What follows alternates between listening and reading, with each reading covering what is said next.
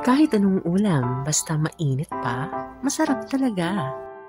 Magluto tayo ngayon ng miswang makahigugma. Thank you ng marami sa aming kapitbahay. Thank you ne sa mga alugbate. Simple lang naman ang mga ingredients nito. Usually, nilalagyan ko siya ng patola. Masarap kasi at mabango. Pero wala tayong patola ngayon. Kaya ang partner ng alugbate ay pechay muna. Kapag handa na ang lahat, igisa na ang sardinas. Lagyan nyo ng konting toyo and konting oyster sauce. Madali lang to. Pagkatapos, mag-add na ng water. Depende sa dami ng sabaw na gusto nyo. And it's time to add your miswa. Madali lang talagang maluto ang miswa. Pag kumulo na, i-add na ang mga gulay. I-add na ang pechay.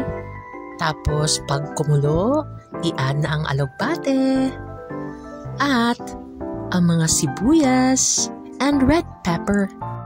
Tunay, nagaganahan kayo. Masarap to. Promise. Enjoy eating, everyone!